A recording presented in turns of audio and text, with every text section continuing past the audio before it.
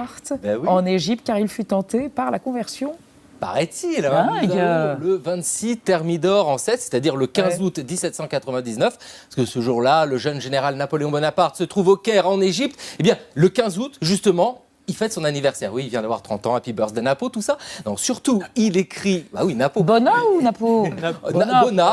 c'est vrai. Le jour de la fête de la Vierge. Ouais, en C'est plus. vrai. Il écrit une lettre au sultan du Maroc qui commence par ces mots « Il n'y a pas d'autre Dieu que Dieu et Mahomet est son prophète. » Diantre serait-il diantre. mahométan. Voilà. Alors vous savez, il est en Égypte pour libérer le pays de la domination des terribles des Mamelouks qui sont dirigés par le bey d'Égypte, qui est très méchant, qui n'est pas un bon bey comme votre t-shirt. Non.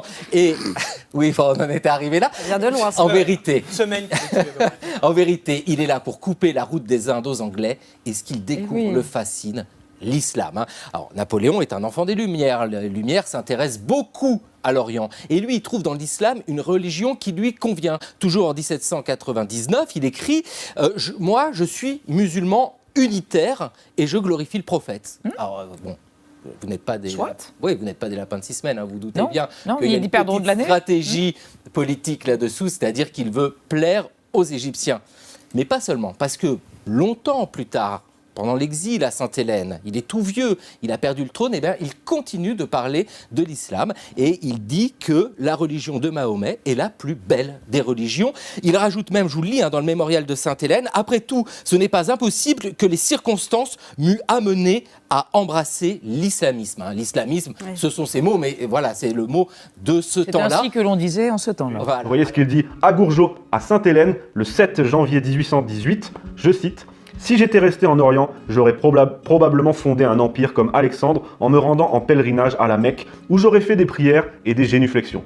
Mais je n'aurais voulu en faire que si cela en eût valu la peine. » Voilà, tout est dit. Maintenant qu'on a vu ça, je vais poursuivre en revenant sur les propos qu'il a tenus sur l'islam à Sainte-Hélène, donc à la fin de sa vie, en exil, car après l'Égypte, tout au long de son règne, l'islam, on n'entend plus parler. Je vais vous en lire quelques-uns qui servent d'argument aux manipulateurs et vous expliquer ce qu'il en est et ce qu'il faut en penser, parce qu'il a tenu des propos très durs que je vais vous livrer maintenant. Napoléon est alors à Sainte-Hélène, et pour 90% des propos recueillis sur l'islam à cette période, c'est lorsqu'il s'adresse au général Gourgeot. Ça n'a pas vocation à être publié en soi, ce sont simplement des pensées de l'empereur qu'il fournit comme ça, et que Gourgeot s'empresse ensuite de noter le soir venu de son côté. À Gourgeot donc, il dit, je cite, « Jésus-Christ, simple prédicateur, n'exercera aucun pouvoir sur terre. Mon règne n'est pas de ce monde, disait-il. À l'opposé de Jésus-Christ, Mahomet fut roi. Il déclara que tout l'univers devait être soumis à son empire. Ce qui est supérieur en Mahomet, c'est qu'en 10 ans, il a conquis la moitié du globe, tandis qu'il a fallu 300 ans au christianisme pour s'établir. » Là, on voit bien qu'il admire en Mahomet le conquérant. Mais il ne dit pas que ça. Là, je vais vous livrer les propos les plus durs qu'il a tenus.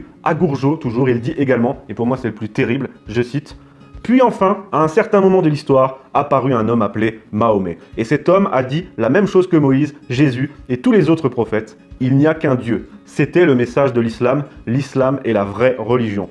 Plus les gens liront et deviendront intelligents, plus ils se familiariseront avec la logique et le raisonnement.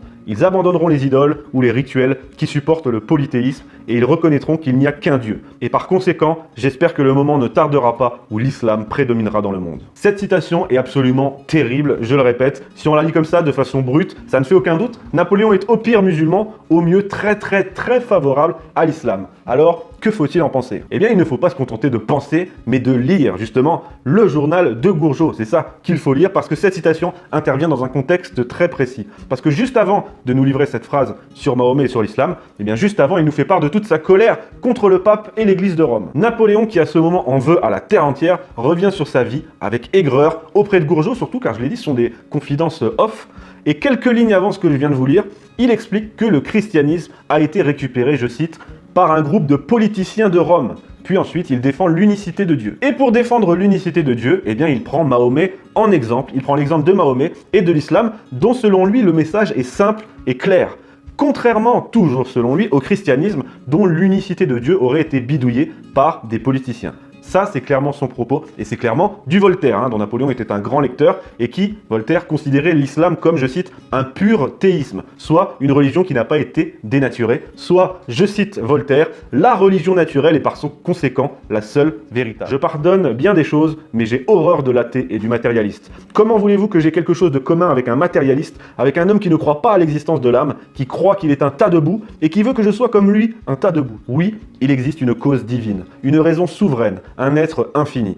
Cette cause est la cause des causes. Cette raison est la raison créatrice de l'intelligence. Il existe un être infini auprès duquel, général Bertrand, vous n'êtes qu'un atome. Auprès duquel, moi, Napoléon, avec tout mon génie, je suis un vrai rien, un pur néant. Entendez-vous? Je le sens, ce Dieu, je le vois, j'en ai besoin,